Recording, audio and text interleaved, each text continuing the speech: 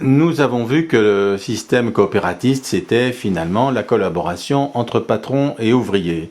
Mais par ailleurs, nous avons vu aussi qu'à partir de la naissance de l'AIT, Association internationale des travailleurs, le mouvement ouvrier a été gagné par les idées socialistes, les idées d'autonomie ouvrière, les idées de le sort des travailleurs dépend des travailleurs eux-mêmes et pas de la collaboration avec les patrons. Alors, comment est-ce que le conflit latent entre ces deux idées a-t-il évolué et en particulier, qu'est-ce qui s'est passé dans notre région en Franche-Comté? Alors, justement, il y a eu un événement. Il y a eu un événement. Il faut voir que parmi l'affrontement de ces différentes écoles, école de Nîmes, école patronale, paternaliste, et puis le mouvement ouvrier qui recherche son autonomie, en Belgique, il y avait un grand mouvement qui s'appelait le Fort 8, et qui a eu des représentants très influents au-delà des frontières de la Belgique. Et par exemple, dans la région Franche-Comté, à Saint-Claude, il y avait une fraternelle qui s'était créée et qui était, elle, totalement autonome et appartenant au mouvement ouvrier. Et qui avait d'un côté une coopérative de consommation, l'éducation des masses au travers d'un bâtiment, la fraternelle, qui existe toujours aujourd'hui, et puis des coopératives de production, pour la production assez spécifique qu'il y a dans cette région de montagne, où l'économie agricole étant médiocre, il a bien fallu, depuis le XVe siècle, trouver des formules d'association pour les fruitières, parce qu'un fromage de grande dimension ne pouvait pas se faire avec quelques vaches, il fallait la production de plusieurs troupeaux pour y arriver. Donc il y a un enracinement historique peut-être plus ancien des coopératives de production en milieu jurassien. Et tout cela, il va y avoir du relationnel avec la coopérative fondée par les patrons Peugeot dans un monde très paternaliste, où ils n'ont pas retenu toutes les leçons de Rochdale, par exemple de l'équité. Ils s'étaient gardé la haute main là-dessus en faisant gérer par leur encadrement. Cette coopérative créée à Terre-Blanche et puis à Sochaux en 1867, il va se passer quelque chose. Comme par hasard, en 1917, l'année de la révolution bolchevique, eh bien, il va y avoir un coup d'État bolcheviste qui va se dérouler. Parce qu'ils étaient quand même obligés de se soumettre à des règles de tenue d'assemblée générale où il se produisait des votes des sociétaires. Et là, la démocratie a joué, mais pas en faveur des patrons, ça leur a échappé des mains. Il y a un petit groupe de travailleurs qui s'est fait élire comme représentant au conseil d'administration. Et c'était une véritable révolution dans le monde Peugeot. Ils n'ont pas eu le temps de comprendre ce qui leur arrivait. Mais leur réaction a été quand même assez radicale et assez brutale.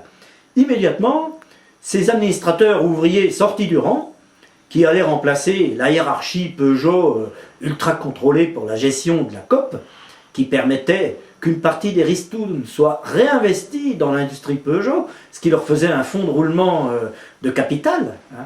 Alors là, ils ont vu que ça allait leur quitter les mains.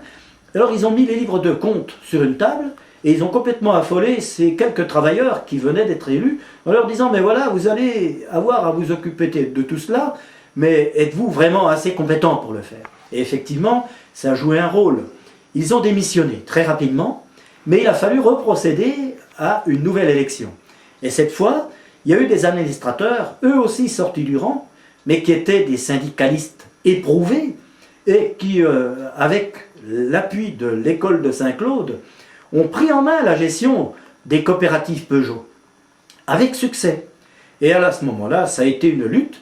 Peugeot a créé de nouvelles coopératives, a complètement délaissé leur propre fondation entre les mains des ouvriers et ont essayé de les contrer en développant des coopératives qui s'appelaient ravitaillement, qui sont devenues les ravis que l'on a connus jusque dans les années 1970.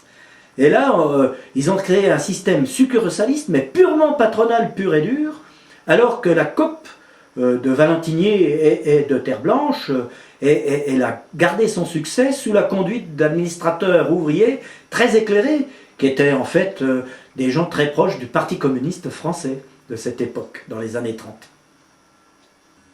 Alors, dans le bassin du pays de Montbéliard et de Belfort, le système coopératisme va naître de façon assez précoce finalement, dès que la législation le permet, et sous l'impulsion patronale. Mais très vite, on va voir que il y a tout un monde qui va naître, déjà professionnel, puis ensuite dans toutes les professions, le textile, les industries métallurgiques. Bon, l'horlogerie avait une grande importance au pays de Montbéliard et jusqu'à Héricourt, mais on va voir même dans les petits villages des gens qui vont s'intéresser aux questions sociales et qui vont créer des coopératives. Par exemple, uniquement dans le monde montbéliardaire, dans le département du Doubs, on va avoir 22 coopératives qui vont naître entre 1873 et 1919, avec une grande importance, puisqu'elles vont être rejointes par une dizaine de milliers de sociétaires. C'est tout de même pas rien. Une trentaine de coopératives sont adhérentes de la fédération dirigée par Charles Gide, qui est venu à Montbéliard et qui a créé un congrès très important où tout le monde s'était réuni pour mettre un petit peu en exergue les manières de fonctionner, les manières de développer, et surtout si on allait se fédérer à l'échelle nationale.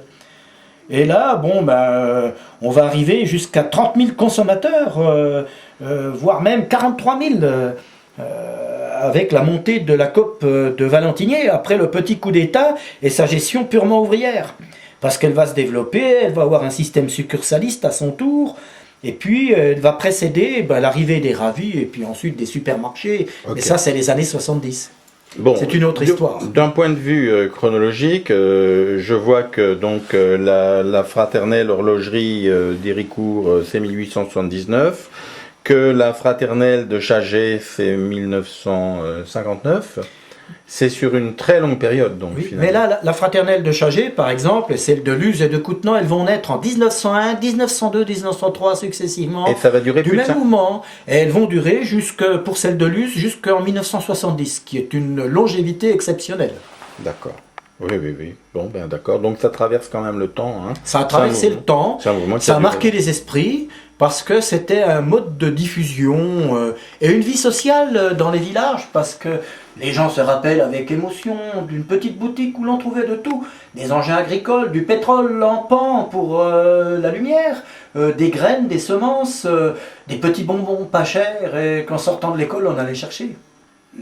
Notre région du pays de Montbéliard avait finalement trouvé sa place parmi les écoles de pensée. Il y a eu des tentatives diverses, fructueuses. Les échanges ont été polémiques, ont poussé à la radicalisation parfois, mais dans l'ensemble, on avait su faire fructifier le coopératisme de consommation par des réalisations très répandues, très contrastées quant à leurs résultats. Certaines ont eu du succès, d'autres ont périclité. L'économie sociale en elle-même, c'est un vocable à éclipse, parce que pour les fondateurs, les pères fondateurs, à la Charles Gide et à son école de Nîmes, c'était un changement de société, aller vers une société plus harmonieuse.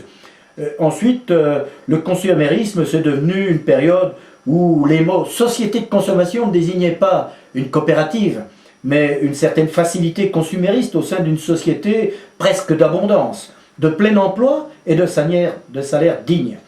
Non plus ce qu'elle désignait au départ. Donc. Les associations avaient été un remède contre la vie chère et les abus du commerce. Depuis les années 1970, dans un monde qui décidément ne sort pas d'une spirale de crise, on retourne à une guerre économique des riches contre les pauvres, et malheureusement les pauvres ne ripostent pas suffisamment. Ça ne fait que s'accentuer, donc on en reparle de l'économie sociale. C'est un retour à Charles Gide, qu'il faut d'ailleurs lire et relire, parce qu'il était un peu oublié, et on peut lire avec beaucoup d'intérêt tout ce qu'il a développé, écrit. Il a été poussé à un certain radicalisme, presque marguillerie à un moment donné.